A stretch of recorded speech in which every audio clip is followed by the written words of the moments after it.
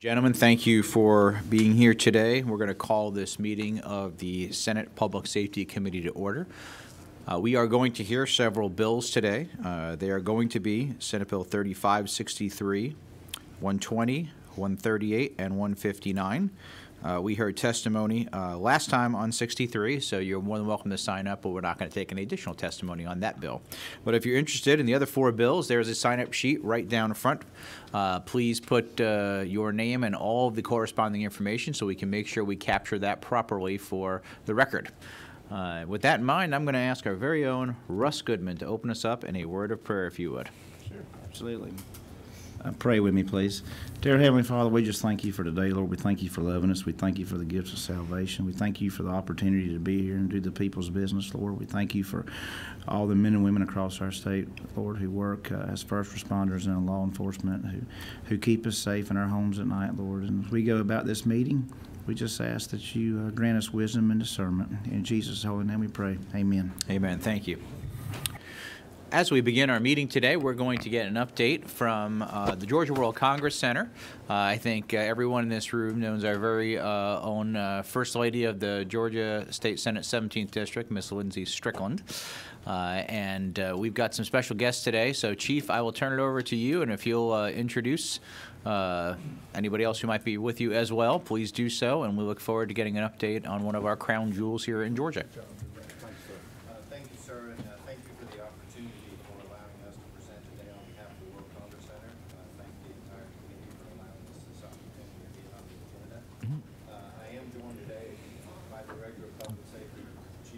Could you hang on one second? We're not getting enough sound there. If you press right at the bottom of that microphone, try it now. Hello. Okay, much better. Thank you.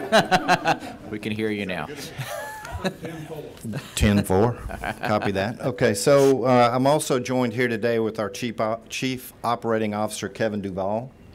Again, this is Chief Joe McKinney. He's our Director of Public Safety, and I'm Paul Garucci. A little bit about myself. I did 20 years of service with the Atlanta Police Department before I joined the World Congress Center in 2017, where I joined as the police chief and remained the chief there till a recent promotion to Senior Director of Campus Safety just a few months ago. I'm going to turn it over to Joe McKinney to introduce himself before we proceed. Thank you, sir. Joe McKinney. I'm the Chief of Police at the Congress Center. I've been there about 5 years and just recently promoted to the chief. I came over to the Congress Center as the Assistant Chief of Police. Before that, I spent 15 years with the MARTA Police Department, where I was Assistant Chief of Police there. And then I went to GEMA Homeland Security for about 15 years, where I worked in the Operations and Homeland Security divisions in various management positions. Okay, a little bit about the Georgia World Congress Center. It was established in 1971, and it's carved out of basically right downtown Atlanta. It's 220 acres approximately, and it consists of the Georgia World Congress Center campus itself, or the building itself. It also includes Mercedes-Benz Stadium and Centennial Olympic Park. And obviously it's a huge economic engine catalyst for the city, and we do all we can to protect our campus and the surrounding areas. What gives us our police powers? In approximately 1976, the OCG-10 was introduced that actually gave the World Congress Center the authority to activate a police department. The police department actually came on in approximately 1983. And our duties are basically the same as any other law enforcement agency. We're fully post-certified officers with full arrest powers. Our main vision and mission statement is to keep the property safe, keep the constituents safe, and all the patrons that travel through the campus a year, which, by the way, is approximately 3 million per year travel through our campus. Again, we are a full-service police department. We have approximately 40 personnel, which consists of a 911 call center, which is a 24/7 unit, and we field approximately 40,000 calls per year that runs through that 911 center. We have 22 sworn police officers that we manage the campus with. We also have the ability to scale up for major events that come through the campus, like for example when there's a Mercedes-Benz event, or for example the cheer sport event that's there this weekend with 50,000 patrons plus, we scale up with a pretty robust off-duty police program where we bring in 60 plus officers to help manage that. We do have a K-9 EOD division where we have two K-9s that are explosive ordnance detection K-9s. They're part of our program. We also have an internal security division where we manage pretty much the controlled access of the entire campus to include our gates, all the doors, the transport pedestrian movement inside the building and off campus. I also want to kind of touch on additional duties of our internal security. The building at the World Congress Center is over 3.9 million square feet, huge building. So it's a pretty significant effort on our behalf to keep our constituents safe and people who come to the World Congress Center through our robust controlled access system. We have a fully capable emergency operations center. There's a picture of it on the wall. We're very proud of that asset that we have, and what that allows us to do during all these major events, we activate our EOC, and it allows us to basically monitor just about every portion of our campus. We have over 800 camera views, and that helps us transition our patrons through the campus and helps us with traffic management on the outside for large events. We also have special technology inside the building to help us with shot detection and various other security measures in place to help us with our efforts to keep our campus safe. We also rely heavily on our state partners for mutual aid. Obviously, with 40 employees, when you bring 60, 80,000 people on campus, it's imperative that we have good, strong relationships with our city and state partners, and that's how we actually manage to do this. Some of our main mutual aid partners is going to be the State Patrol, GBI, GEMA, FEMA helps us out tremendously. Certainly we have a robust relationship with the City of Atlanta Police Department and all the other local jurisdictions that we basically adjoin. Actually this program, if it wasn't for our mutual aid and our partnerships, sometimes it would be difficult. The picture on the right is actually a picture of what our queue lines look like during the Super Bowl. So that mutual aid program helped us with over 600 officers to help manage the internal portion of the Super Bowl. As we're looking forward, we do have huge events that come to our campus. Examples of some of those large events are IPPE, which is brought in about 30 or 40,000 people. We have Healy Expo coming up. We just got finished with AHR, which is air conditioning, heating, and refrigeration. They had over 50,000 people come to our campus. And I mentioned earlier cheer sport, they'll be here, that's 50,000. It's not uncommon for us to become the 10th largest city in the state several times a year when we have 80 to 100,000 people come to our campus. And we're proud to be able to manage that with our partnerships with other law enforcement and our full-time units. We'll continue to be the epicenter for major events in Atlanta. We've recently hosted the Chick-fil-A Peach Bowl. We've done the Final Four. The SEC Championships just came up. All huge events. And of course, some of our main partnerships are with the Mercedes-Benz Stadium, the Falcons, and Atlanta United. The World Congress Center Police Department is responsible for managing all public safety in every aspect on the outside of our campus and for traffic flow. So that's a very significant task on our behalf. We do it very safely, but again, it is those partnerships, and this is where we scale up from the 40 full-timers that we have in our department and bring in 60 to 80 partner jurisdictions to help us with that. We certainly look forward to your continued support and anything that we can do for you in the future at the World Congress Center. Please don't hesitate to call on us. I think one of the The biggest things that we're challenged with as we move forward, I've noticed over the past 3 or 4 years, the perception of crime and proximity of the Georgia World Congress Center has come into question. Whether it's a perception of crime or realized crime, it certainly has been on the forefront of a lot of major customers or clients that wish to come to the World Congress Center. So we find ourselves in a position to be able to offer them some security and some comfort in saying that we are the only the only convention center in the nation that has a dedicated police department that solely is, or primary goal is to work the Congress Center. So that does lead to a degree of comfort and helps them in the arena of feeling safe.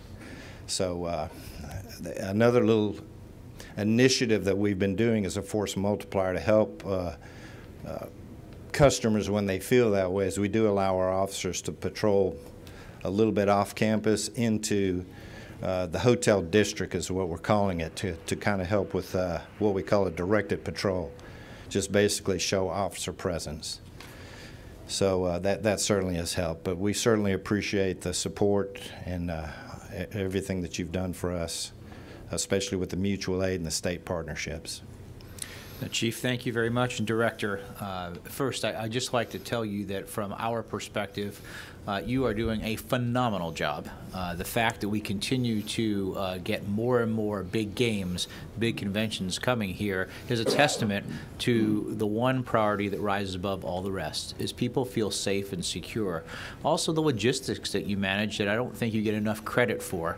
When we have that many people coming in and out so smoothly, and then certainly, I know you alluded to it, but the work you have done on all those major events with all of the federal, state, and local counterparts, that coordination and partnership is really an example for everyone else to follow. So thank you for the great work that you are doing, and I know that you will continue to do.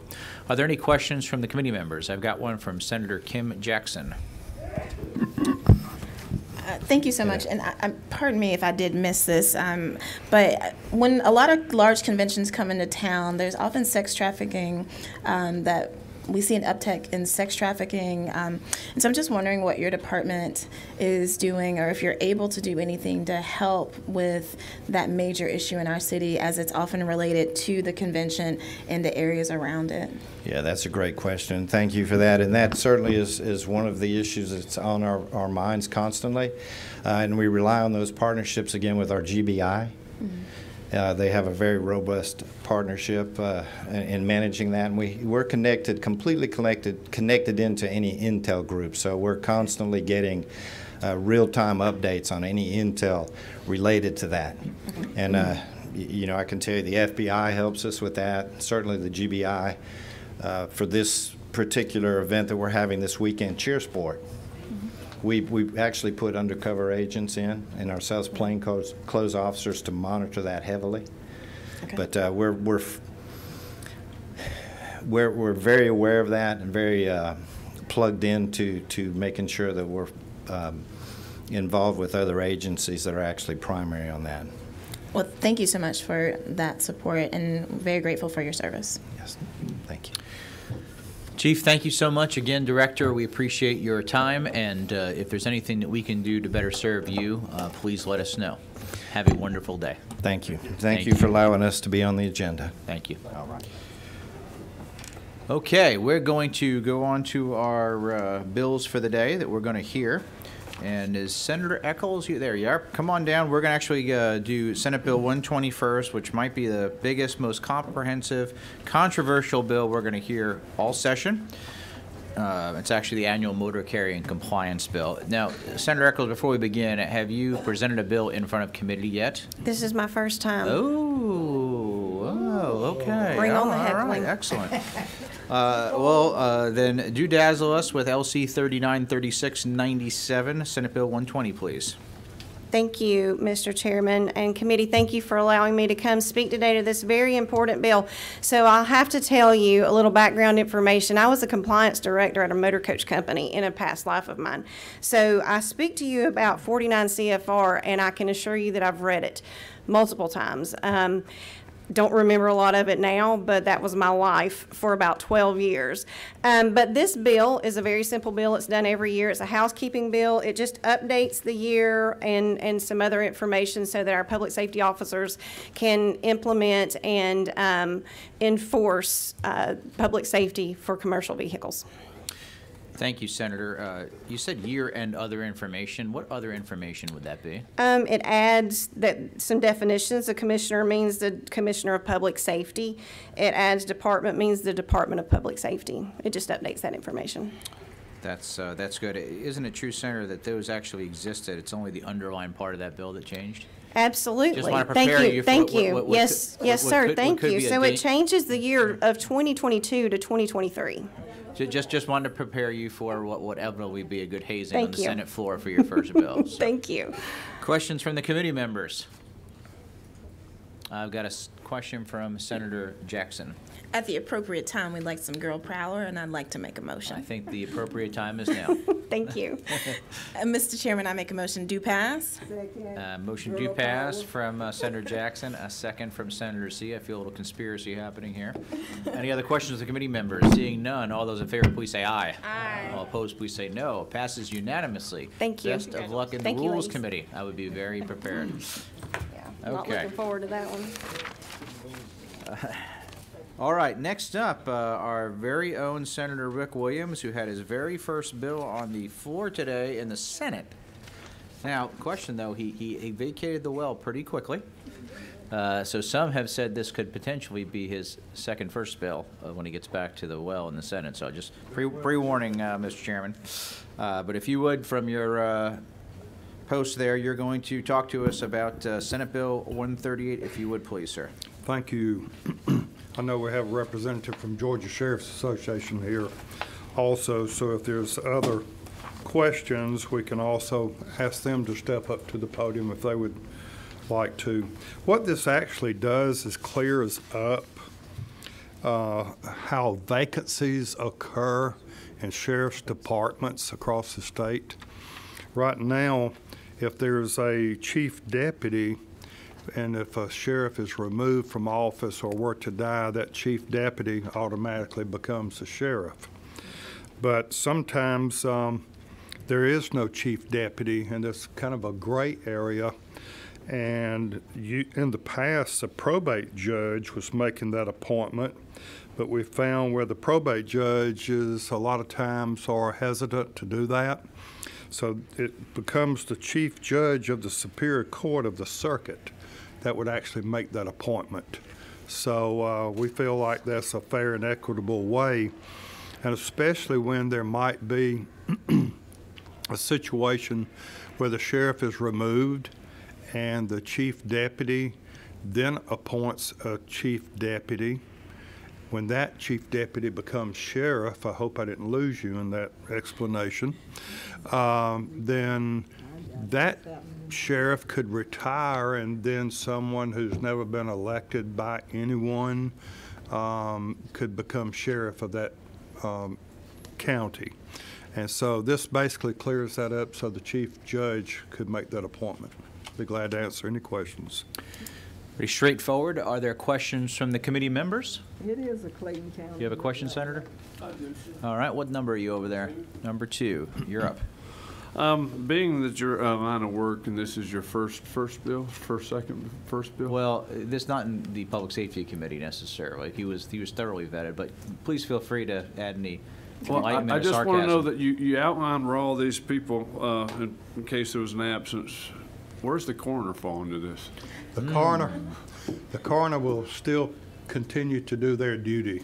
I know according to Old English law, the coroner is the only person that could arrest the sheriff in a county. So I don't know if that still is there or not, but the coroner is not qualified necessarily to be a sheriff. So we don't want the coroners mixing up their duties. And they won't let you down, will they? They won't let you down. Other questions from the committee members?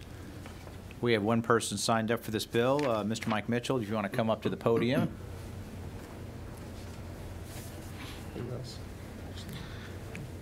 Thank you, Mr. Chairman. Mike Mitchell, Georgia Sheriff's Association. Want to thank you for here in our bill in committee today, and want to thank Senator Rick Williams for carrying it for us.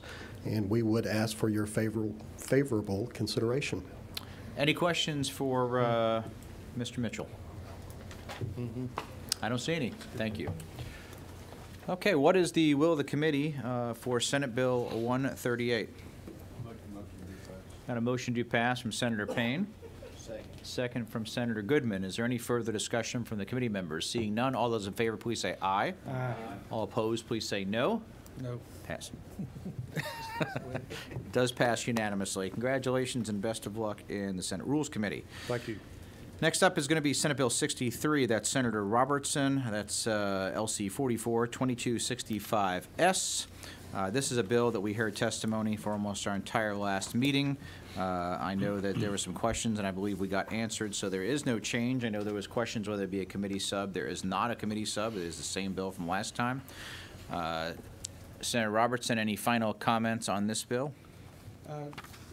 The only thing, Chairman, is I did go look at some of the concerns, and reading the code section, especially on criminal trespass, I found that we were comfortable with that because criminal trespass does require pre-notice, so it would avoid the opportunity that was brought up where someone just inadvertently goes into a property or a vehicle like that and automatically would be determined to be, get arrested. There's warning requirements in that statute. So we're very comfortable, no changes were necessary. All right, thank you very much. What is the committee's will?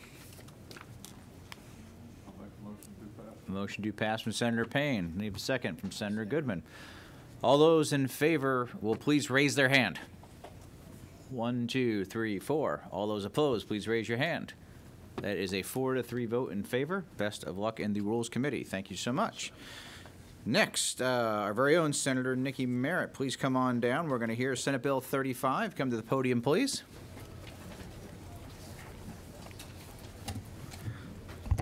Thank you, Mr. Chairman. Good afternoon, members. I bring to you today SB 35 on behalf of Kappa Alpha Psi Fraternity Incorporated, and it is a specialty license plate tag to honor the fraternity. And Kappa Alpha Psi Fraternity is a historically black African-American fraternity. Since its founding, it started in January 5th, 1911 at Indiana University. The local Kappa Alpha Psi fraternity, it has participated in community outreach activities. They feed the homeless. They provide scholarships to young people. They serve as mentors for young men, and they participate in blood drives and serve a host of public health awareness events. So I am asking for your favorable consideration based on their very valuable contribution, and I think they deserve a license plate. Thank you, Senator. And just to remind the committee, the process we go through is meeting and talking to the Department of Revenue to make sure we have everything done. Senator Merritt has done that, and there's a process for which it follows through. And we appreciate the bringing forward. Now, I was 100% on board till you mentioned Indiana University. As a Louisville graduate, I'm not sure if we're going to Louisville, that's right, Louisville. Yeah, thank you. But I think we might let it squeeze by. So, does any of the committee members have a question? I've got a question from Senator Robertson. Senator Merritt, I'm just curious, when you met with Department of Revenue, what did they tell you the minimum pre-sale had to be on the tags? Now that I don't know. Maybe Martin Braxton, who is from Kappa Alpha Psi, he actually asked me to put the bill forward for the fraternity. He'll be able to answer that for you. And he is also signed up to speak as well. He is signed up to speak, Before yes. you come up, is there any other questions the committee members for the bill's author? Okay, come on down, Martin. Thank you. All right, Mr. Chairman, thank you. To the other members of the committee and senators, good afternoon. And to Senator Nikki Merritt, thank you for bringing this bill forward. In regards to the vanity tag, we've had to have a minimum number that we established back in 2014. And in 2014, we were also able to raise the $25,000 plus the 1,000 tags that were required for the State Department of Revenue to grant us that vanity tag. To date, we have well over 1,500 to 2,000 tags that have been purchased and renewed. Fantastic. Congratulations. Thank you. Other questions for the committee members for Martin? Okay, thank you so much. Thank you. Any other questions for the bill's author? Seeing none, do we have a motion? I see one from Senator Harold Jones. Motion to pass. Do I have a second? Second. Got a second from Senator C. Is there any further discussion to the committee members? Seeing none, all those in favor, please say aye. Aye. All opposed, please say no. Passes unanimously. Congratulations, Senator. Best of luck in the Rules Committee. All right. And last, but certainly not least, we have Senate Bill 159. Again, our very own Vice Chairman, Senator Randy Robertson. If you can take us through this bill. We're looking at, I believe, LC 480683. Yes, sir. Thank you, Mr. Chairman. This is,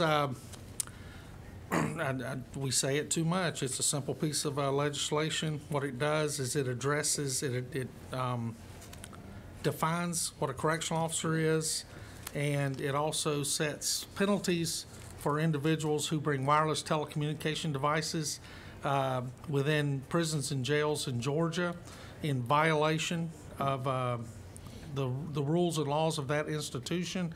What this stems from is we've had a couple of situations that have been very public of a situation that's been ongoing for years, and that's with criminal gang activity within the correctional institutions. Just to highlight one or two specifically, there was a correctional officer who was extremely aggressive in making sure that the inmates in a particular correctional institution followed the rules. He was adamant and was not very flexible, which is what we want our correctional officers guarding and protecting that particular population to be. And so one of the gang members in there who did not appreciate that officer doing his job the way he did used a communication device to put a hit out on that officer. So a group of individuals went to the house next door to where the officer lived and murdered an 88-year-old Georgia citizen down in South Georgia. They murdered the wrong person, elderly gentleman, retired veteran. And then later, once this the corruption within the prison system started coming to light, one of the correctional officers who was terminated because of her involvement in some of this activity, a hit was also put out on her, and she was murdered based on information sent out from inside the prison via cell phones. And what this does is it focuses, again, as we've talked about before, on other crimes. We have to address the full scope of the violation, and I think where we address the issues that are occurring inside of the prison is we put guardrails and obstacles with serious punishment on the outside to prevent individuals from being manipulated either by money, drugs, or any other means to come in and supply this equipment to these violent gangs that are then used to wreak havoc on Georgia citizens. Not only the violence we talk about, but we have had operations, fraud scams run from inside the corrections institutions within Georgia Department of Corrections that have illegally netted millions of dollars. And so I think the way is to send a strong message, and this is sending a strong message into the community, which I feel I'm part of, the men and women who do the job, telling them, along with my fellow committee member, Senator Payne, telling our brothers and sisters that that we're held to a much higher standard, and those who choose to break that standard and that rule be punished severely. And with that, Mr. Chairman, I'll yield any questions if that's your will. Thank you, Senator. Senator, isn't it true that the single biggest problem we face with criminal activity inside and outside of the wire tends to be facilitated by the use of cellular phones? Absolutely. Senator, isn't it true that the work that you and myself and many people in this room have done to help out with technology and funding to help combat that is helping a difference from the outside, but this is still a problem in the inside, and this bill is going to help address that? Absolutely. Thank you. Questions to the committee members? I see one from Senator Kim Jackson. Thank you, Mr. Chairman. Senator, I'm curious about where the guidelines are for a prison. So specifically, my question is, if I am coming to visit someone, they have the kind of prison shack where you go through and there's intake and they take all your, can I bring, if I forget to leave my cell phone in my car and I go to that guard shack where they make me sign my name and take off all my clothes and all that, is that past the guard line? I don't know where the guard line is. It can be. The guard line is identified normally by signage along the curtilage. It's not necessarily the fence. It could be outside. Just a point of clarification. Don't know that you would ever be asked to disrobe going into a correctional institution as a visitor or as an attorney. I have. Yeah. So from personal experience, I have. So. Well, yes. That's beyond any policy I've ever read with the Georgia Department of Corrections. The only time anybody's ever asked to disrobe if there's a suspect, if the individual is suspected of bringing contraband across the line, and that's usually perpetrated by a previous investigation. But the most part, anyone I've ever entered into, I've emptied out my pockets and things of that nature. And one time as I was entering, I pulled a pocket knife out of my pocket, and they told me that that was prohibited and that I would need to go back and secure it in my vehicle, which I did, and the same thing with my cell phone. Right, but I want to be clear because your bill says that if you cross the guard line with a cellular phone, and you're telling me that the guard line is at the curtilage. Mm-hmm. Can be.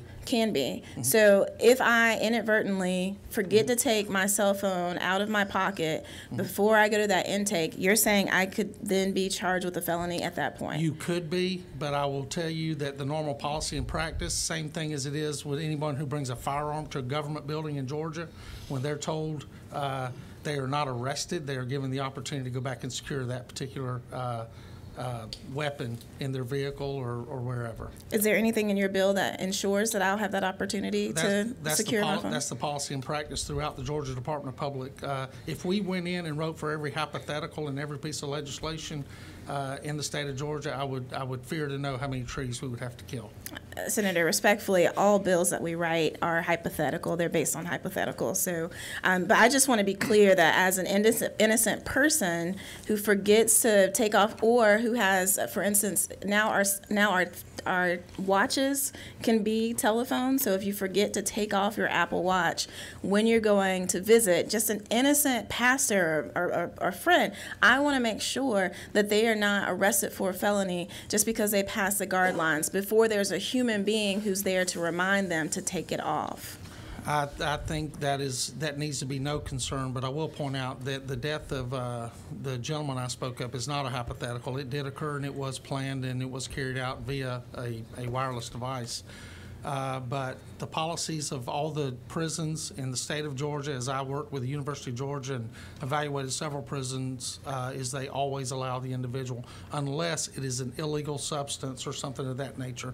But as far as cell phones, pocket knives, firearms, people are given the opportunity to go back and secure those items in their vehicle. Other questions from the committee members to the bill's author? I got a question from Senator Jones. Are you number 11? Okay. That's correct. All right. I'm looking at line 44. I'm just asking, is that supposed to be a not? I'm not necessarily trying to help make it a mandatory minimum, but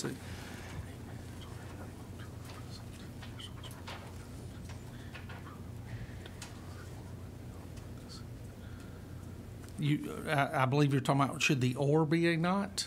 no, it says May not be suspended, right? Let's see. Which may not. So a mandatory minimum which may not be suspended. No, I believe that is a. Well, then it would be a mandatory minimum then. Then it would be a. It's a. It should be a mandatory term. A mandatory. I believe it should be a may. The importance here is Okay, but So that's not I see what you're asking. Yeah, I think so. It would read starting on line 43. It would be a minimum term of imprisonment of 10 years, which may be suspended, because if it's a mandatory, then it would be may not. I think that's where Senator Jones. Yes. Am I correct? Yeah. Okay. Right. Well, I think if the individual went in, they were found guilty, the minimum would be 10 years. They would be a convicted felon, and the judge was my interpretation. Okay.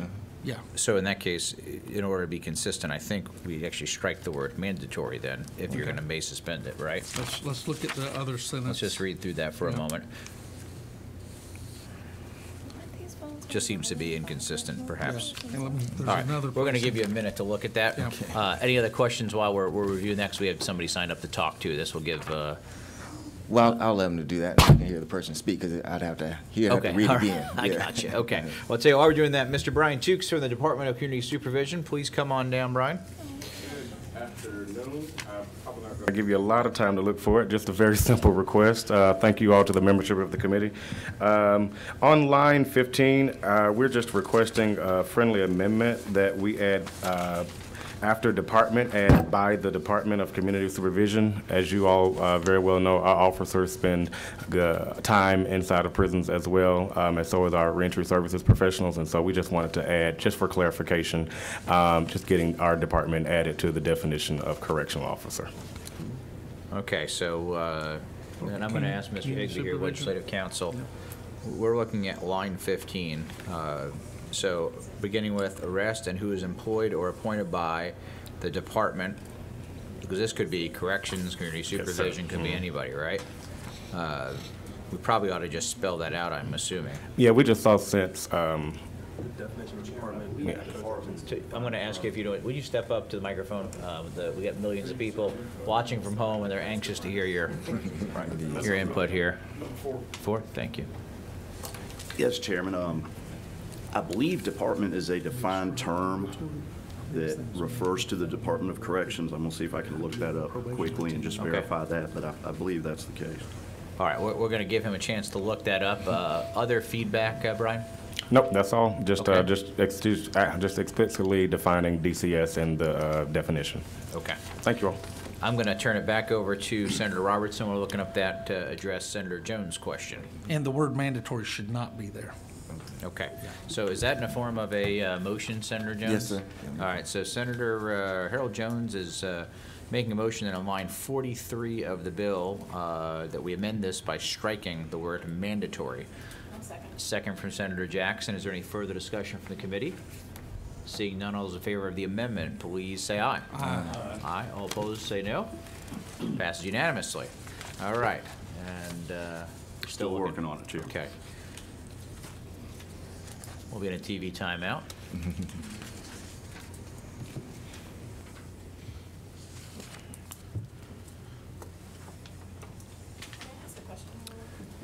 A question from Senator Jackson. Yes, thank you, Mr. Chairman. Senator Robertson, my understanding is that a lot of the communications devices that are coming into our prisons are actually brought in by correctional officers. And so this gives an exception for the penalty for a correction officer. Is there any penalty for a correction officer who brings in contraband cell phones or cellular devices? Ask me the second part of your question again. Is there a penalty for correction officers who bring in cellular devices that are not authorized? I think that's exactly what this bill is That's what this bill does. If you'll go to any line 38 reads, any person other than a correctional officer. And if you'll go down to line 40, any person who violates subsection B of this code section and any correctional officer, that's actually what I'm targeting in this bill primarily, are the correctional officers. If you will go to the Georgia Department of Corrections website, you'll see where every year correctional officers are arrested for bringing contraband in, to include cell phones and other cases, other types of contraband that you and I are very familiar with. Each and every year, this committee also goes and we do visits to some of our correctional facilities. And most of us know once we get through the initial guard check, the main hallway always has what they call the wall of shame, which is for folks who were involved as some type of an employee or guard to the prison who then broke the law and became a convict themselves. One of the things, though, that I think that we should note while we're having discussion here is this Senate worked very diligently to dramatically increase the much-needed pay of our correctional officers. In fact, rather than the $5,000 last year, we've been at $9,000 in order to help them to recruit people, as well as not put them in a position where they felt like they needed to do something that was outside the bounds of the law. So congratulations to all the people in the Senate and the House who voted to put that forward, and Governor Kemp for signing into law to take care of some folks who are really on the front line on a daily basis. You have a question, Senator C. Yeah, just hoping that that will help retain them and keep them. Yes, you're absolutely right. The turnover rate. Yeah. Okay, I'm going to turn it back over to our Legislative Counsel, Mr. Paul Higbee. What do we have? Yes, Chairman. So in Chapter 5, the term department is a defined term that refers to the Department of Corrections. Correct. So then we need to add the Department of Community Supervision. Department of Community Supervision, Chairman. So I think this would say, if I'm right, arrest and who is employed or appointed by the department, comma, the Department of Community Supervision, comma, by the State Board of Pardons and Paroles or by a local government as a law enforcement officer for the jail or the detention center. Brian's shaking his head, so I know I'm doing something right. Okay. Does that sound reasonable? I wish I could get that from a former probation officer as an amendment. I will think that to amend with that, just as you've worded. All right, we've got a amendment by Senator Payne, a second from Senator Dugan. Is there any further discussion on the amendment? Seeing none, all those in favor, please say aye. Aye. All opposed, please say no. All right, we have a new committee substitute as amended here in our proceeding. Is there any further discussion from the committee members? It is now the appropriate time, Senator. I move to pass Senate Bill as amended. Senate Bill 159 is That's amended, it, yes. that's Do I have a second? Second from Senator Payne. Any further discussion from the committee members? Oh. A motion to pass by committee substitute. Not amended. Oh, I'm sorry.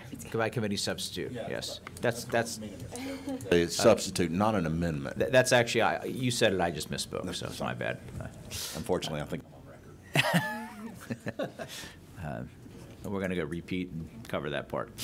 All right, further discussion, seeing none. All those in favor, please raise your hand. 1, 2, 3, 4, 5, 6. All those opposed? 1. Senator C. She voted for us. Oh, 4? Oh, okay, I'm sorry, 7-1. She had her arm up. All right, thank you. All right, that's everything on the calendar today. Just a quick update for our committee members and those in the studio audience. We are going to not have a meeting tomorrow. We will have a meeting next Wednesday and likely next Thursday. We're getting a lot more bills. If you have any specific questions on those bills, please let me know. I do want to thank some of the folks testified last time. In fact, Judge Jackson, if you remember, came in to talk about some issues he was dealing with, and he has been very kind, as well as Senator Emanuel Jones, to be working together, and we're hoping to combine some of that language because it falls under the same genre of that bill that he's trying to move forward. So we're going to hear that definitely on Wednesday. We're working on getting a committee substitute as well as several other items. So if there's no more questions or comments from the committee members, this meeting is hereby adjourned. Thank you.